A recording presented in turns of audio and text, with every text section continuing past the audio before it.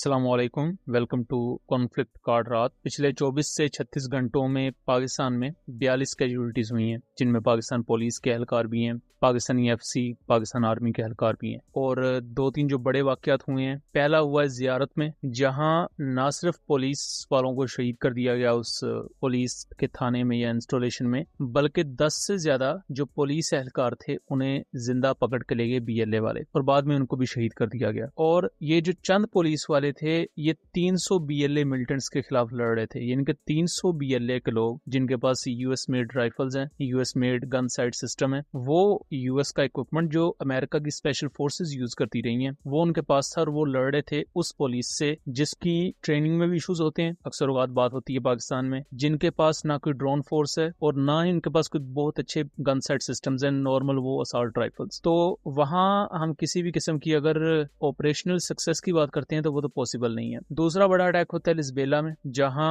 एक IED blast होता है प्लस एम्बुश होती है, और वहां भी बड़े नंबर्स में कैजुअलिटीज होती हैं। फिर KPK में भी एक दो इस तरह के वाकयात होते हैं। तो मिला जुलाकर 42 कैजुअलिटीज हुई हैं पाकिस्तानी साइड पर। इसे पाकिस्तान के DG ISPR ने भी कंफर्म कर दिया है। और इसके साथ साथ पैरेलल जो काउंटर टेररिज्म ऑपरेशन चल रहे थे, रीइंफोर्समेंट जब इन अटैक्स के बाद आई, तो उन्होंने जो काउंटर अटैक किए BLA TTP के मिलिटेंट्स पर, उसमें 54 के करीब ये दहशतगर्द भी मारे गए। अब बेशक आप ये रेशो निकालते रहें कि जी 54 दहशतगर्द मरे, हमारी 42 शहादतें हुई, ये 42 शहादतें फिर भी बहुत ज्यादा मैटर करती हैं। बेशक आप 54 तो दूर की बात, 154 दहशतगर्द भी मारते हैं। उससे भी ज्यादा अहम चीज ये है कि जियारत में इतना बड़ा अटैक हुआ। हालांकि जियारत नॉर्थ बलोचिस्तान में आता है, और नॉर्थ बलोचिस्तान में चूंकि ज्यादा आबादी पश्तून है, तो BLA की वहां उस तरह रेट कभी थी नहीं, और इसी वजह से नॉर्थ बलोचिस्तान के इलाके में ना BLA को उस तरह सपोर्ट कभी मिली, और BLA ने वहां बहुत कम अटैक्स किए हैं। और जब भी वहां अटैक करने की कोशिश करते रहे हैं, इवन लोकल्स भी पाकिस्तानी सिक्योरिटी फोर्सेस की मदद करते रहे हैं। जिस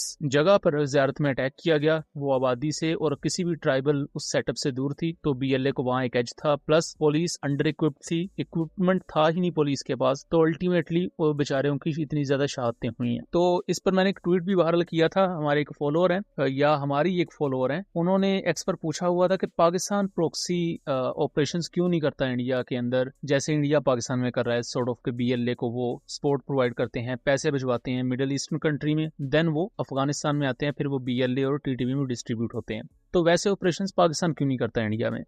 सबसे पहली चीज तो ये है कि उस पर मैंने कुछ 3-4 चीजें पॉइंट आउट की थी कि ये कुछ गलतियां हैं जो हमने ना सिर्फ ऑपरेशन सिंदूर के टाइम में भी की थी, बल्कि ऑपरेशन गजबुल हक में भी की थी, इन इंडिया के खिलाफ भी, अफगानिस्तान के खिलाफ भी। और शायद अभी भी उसी की कुछ चीजें ऐसी हैं, कुछ ऐसे एस्पेक्ट हैं जहां शायद हमारी कोशिशें उतनी बेहतर नहीं है, जिसकी वजह से इतनी ज्यादा कैजुअलिटीज भी हो रही हैं, इतने ज्यादा अटैक्स भी हो रहे हैं। सबसे पहली चीज, जब ऑपरेशन सिंदूर के दौरान पाकिस्तान ने इंडिया के जहाज गिराए या इंडिया के मुख्तलिफ इंस्टॉलेशंस पर रॉकेट्स वगैरह फायर किए और काफी उन्हें नुकसान पहुंचा, तो इंडिया इस चीज को समझ चुका था। इवन 2019 में भी वो चीज समझ चुके थे कि कन्वेंशनल वॉर में 1-on-1 वो पाकिस्तान को नहीं हरा सकते, क्योंकि पाकिस्तान की आर्मी भी प्रॉपर एक कन्वेंशनल मिलिट्री है जो इससे पहले कई जंगें लड़ चुकी है। तो कन्वेंशनल वॉरफेयर क्या होती है कि एक तरफ एक आर्मी है, उसकी ब्रिगेड्स, उसकी रेजिमेंट है, दूसरी तरफ आपकी आर्मी है, आपकी ब्रिगेड्स, आपकी रेजिमेंट है। आपको पता है कि आपने किस जगह किस रेजिमेंट को मूव करना है, किस जगह किस बटालियन के थ्रू आपने एक्शन लेना है। तो कन्वेंशनल वॉर ये है। इंडिया कन्वेंशनल वॉर में ना पाकिस्तान को हरा सकता है, ना वो माजी करीब में हरा सके हैं, और उन्हें उल्टा बहुत ज्यादा नुकसान हुआ, क्योंकि इंडिया कन्वेंशनल वॉर या डायरेक्ट उस वॉरफेयर में पाकिस्तान को बहुत हल्के में लेता है, और यही वजह है कि उनका हमेशा नुकसान भी हुआ है। तो उसके बाद 2019 के बाद अगर आप देखें तो इंडिया ने आहिस्ता आहिस्ता इन प्रॉक्सीज को सपोर्ट करना बहुत ज्यादा शुरू किया, और 2025 के बाद तो इंडिया इवन अपनी बॉलीवुड की मूवीज में, इवन उनके जो लोकल मिनिस्टर्स हैं, लोकल फिगर्स हैं, वो ओपनली कहते हैं कि BLA को सपोर्ट किया जाए। अब ऐसी सिचुएशन में जब पाकिस्तान अमेरिका की इस सालसी के दौरान इंडिया के साथ बातचीत कर रहा था और ऑपरेशन सिंदूर का एंड हुआ, सीज फायर सॉर्ट ऑफ हुआ, तब ये चीज मेक श्योर किए जानी चाहिए थी कि इंडिया किसी भी पाकिस्तान के अंदर प्रॉक्सी को सपोर्ट ना करे। अदरवाइज पाकिस्तान फिर इंडिया पर अटैक लॉन्च कर सकता है, सेम एज जैसे इंडिया ने 6 से 7 मई को पाकिस्तान पर अटैक लॉन्च किया था। तो ऐसा एक फर्म स्टांस होने की जरूरत है। बेशक उसमें दुनिया आपको अग्रेसर कह रही है, दुनिया ये कह रही है कि जी आपने जंग शुरू कर दी, जो भी है, ये चीज तब मेक श्योर की जानी चाहिए थी कि अगर इंडिया की कोई प्रॉक्सी, चाहे वो BLA है, चाहे वो TTP है, चाहे उन्हें अफगानिस्तान के सोर्स के थ्रू फंडिंग आ रही है, चाहे उन्हें किसी भी एटसेट्रा एटसेट्रा किसी मुल्क के थ्रू फंडिंग आ रही है, अगर उनकी तरफ से कोई भी ऐसा अटैक होगा तो फिर पाकिस्तान को आप बेशक अग्रेसर के तौर पर पेंट करें, पाकिस्तान को आप जो मर्जी कहें, तो फिर पाकिस्तान अटैक करने का मजाज होगा। तो उस चीज पर कोई क्लैरिटी नहीं थी उस वक्त। फिर पाकिस्तान ने फरवरी में ऑपरेशन गजबुल हक लॉन्च किया अफगानिस्तान के खिलाफ। इनिशियली वो चीज बहुत ज्यादा फैसिनेटिंग लग रही थी, उसको पाकिस्तानी साइड पर बड़ा सपोर्ट भी किया गया कि अफगानिस्तान की तरफ से इससे पहले भी बहुत से अटैक्स हो चुके थे पाकिस्तान में। तो तब क्या होता था कि लिमिटेड एयर स्ट्राइक्स होती थी, फिर मामला 1-2 हफ्ते के लिए ठंडा पड़ जाता था, 1-2 हफ्ते के बाद दोबारा से बड़ा टेरर अटैक हो जाता था। ऑपरेशन गजबुल हक में क्या था कि पाकिस्तान ने एक all out military operation launch कर दिया अफगानिस्तान के खिलाफ, यहाँ तक कि अफगानिस्तान के कुछ एरियाज के अंदर तक पाकिस्तान चला गया। अफगानिस्तान के मिलिट्री कॉम्प्लेक्स को पाकिस्तान एयरफोर्स ने बॉम्ब किया, उसकी टारगेटिंग पोर्ट के थ्रू वीडियोज वगैरह भी रिलीज की गई। तो अफगानिस्तान पर एक बहुत हैवी प्राइस माउंट की गई, जिसकी वजह से उस वक्त अफगानिस्तान भी बैकफुट पर आ गया। अल्टीमेटली कतर बीच में पड़ा, तुर्की बीच में पड़ा, बातचीत हुई, अफगानिस्तान उस बातचीत पे मान भी गया कि भाई टीटीपी हमारे मुल्क में मौजूद है, लेकिन हमें थोड़ा सा मजीद टाइम दें ताकि हम सॉर्ट ऑफ के इन्हें या तो सेंट्रल अफगानिस्तान में पुश कर देंगे या इन्हें पाकिस्तानी बॉर्डर से दूर ले जाएंगे। तो तब ये चीजें ऐसा लग रहा था कि चीजें सॉर्ट आउट हो जाएंगी इस ऑपरेशन के बाद। पाकिस्तान ने अप्रैल के बाद इस ऑपरेशन में नरमी शुरू कर दी, आप कह लें कि इसकी इंटेंसिटी कम कर दी, और अभी भी पाकिस्तान का ऑफिशियल क्लेम है कि जी ऑपरेशन गजबुल हक ऑनगोइंग है, लेकिन अभी कार्रवाई नहीं हो रही। तो जैसे ही अफगानिस्तान ने ये देखा कि ठीक है, अगर आप बैरूनी एक्टर्स को सॉर्ट ऑफ तुर्की या कतर वगैरह को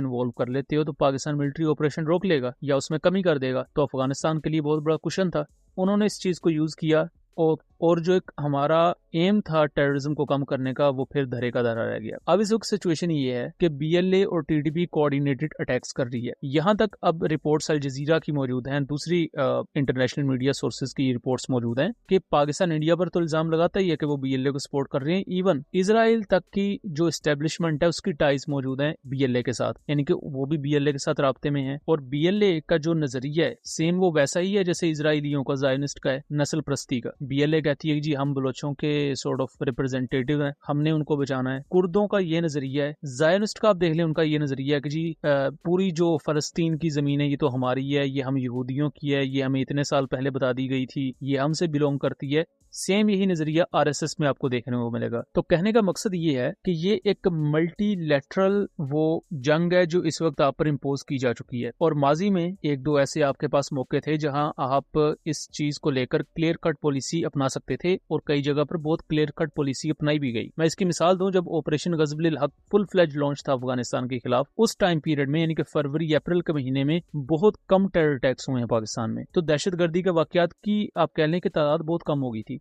इसके साथ साथ हम बलूचिस्तान में जो एक जंग लड़ रहे हैं बीएलए के खिलाफ, वो बिल्कुल कन्वेंशनल तरीके से लड़ रहे हैं। कन्वेंशनल वॉरफेयर तब होती है जब आप एक आर्मी से लड़ रहे हैं। वहां एक गोरीला वॉरफेयर करने वाला ग्रुप मौजूद है जो गोरीला टैक्टिक्स यूज करता है, एक जगह छुपे अटैक किया और भाग गए, किसी जगह कोई आईडी ब्लास्ट किया और भाग गए। वो एक फौज की तरह लड़ते ही नहीं है। हम उनके खिलाफ एक फौज की तरह लड़ने की कोशिश कर रहे हैं जो कि काम नहीं करेगा। इनके लिए बेशक आपको एफसी की स्पेशलाइज्ड कोई यूनिट बनानी पड़े, उसे गोरीला वॉरफेयर सिखाएं, तो बीएलए को बीएलए की तरह ही काउंटर करें। उसके साथ साथ लिमिटेड एयर स्ट्राइक्स आप बेशक अफगानिस्तान में 100 दफा लॉन्च कर दे, इसका कोई फायदा नहीं होगा। आप एक दिन लॉन्च करेंगे, 2-3 दिन के लिए सुकून होगा, फिर वही टेरर अटैक्स शुरू हो जाएंगे। इसके साथ साथ बलूचिस्तान के जो कैटेगरी बी के एरियाज है, लिस्बेला उसमें आ जाता है, फिर दूसरे एरियाज, वहाँ पुलिस और आर्मी की स्ट्रेंथ बहुत कम है। कैटेगरी बी के एरिया से जो है बलूचिस्तान के, बेसिकली वहाँ की जो सिक्योरिटी का सारा निजाम है वो लोकल सरदारों के पास है, जो प्रो पाकिस्तान ट्राइब्स हैं, उनके मिलिशियाज हैं जिन्हें लेवीज भी कह देते हैं, प्लस वहाँ की अमन कमेटीज भी कह देते हैं। तो कैटेगरी बी के एरियाज पाकिस्तान को खत्म करने पड़ेंगे अगर हम वाकई चाहते हैं कि वहाँ पुलिस की, आर्मी की नफरी हो, प्रॉपर वहाँ सर्विलेंस का, ह्यूमन इंटेलिजेंस का निजाम हो। फिर उसके बाद बलूचिस्तान में आप एक और अगर चीज नोटिस करें तो बलूचिस्तान में पाकिस्तान की सिर्फ एक बड़ी एयरबेस है, सुमुंगली एयरबेस, ठीक है, वो भी कोयटा के नजदीक है। उसके अलावा 1-2 एयर स्ट्रिप्स हैं जो बहुत ज्यादा कोई खास ऑपरेशनल नहीं है। एयर पावर बलूचिस्तान में ना होने के बराबर है। जितने भी पाकिस्तान के cobra attack helicopters counter terrorism operations में यूज होते हैं वो मोर देन 80% डिप्लॉयड है केपीके में। अगर आप वही डायनामिक्स केपीके में देखें तो केपीके में काउंटर टेररिज्म को लेकर जो ऑपरेशंस हैं वहाँ सक्सेस रेट भी ज्यादा है, वहाँ ज्यादा टेररिस्ट भी मरते हैं, और वहाँ अगर कोई इस तरह का टेरर अटैक होता है उसके खिलाफ रिटेलिएशन ज्यादा इफेक्टिव होता है और ज्यादा स्विफ्ट होता है। ये सेम चीज हमें बलूचिस्तान में इस तरह नजर नहीं आती।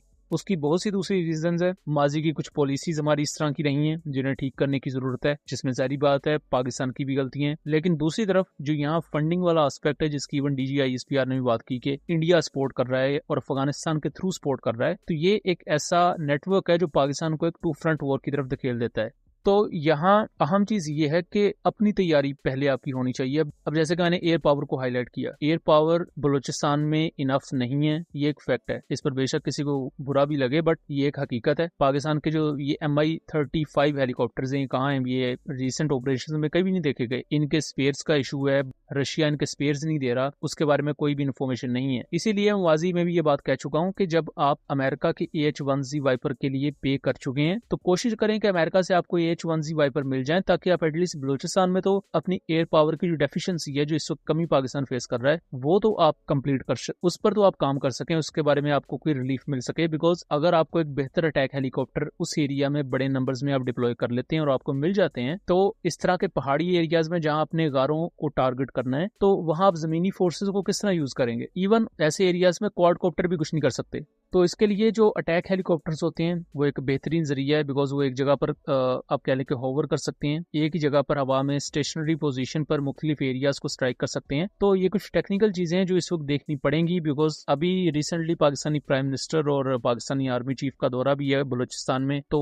We can hope for the best कि चीजें बेहतर हों। हम बेशक उसके लिए आपको कुछ सख्त फैसले भी लेने पड़े, लेकिन हम वो फैसले लें ताकि काउंटर टेररिज्म के खिलाफ जो एक जंग हम लड़ रहे हैं और उसमें जो सेटबैक हमें फेस करने पड़ रहे हैं, हम उससे निकल सकें।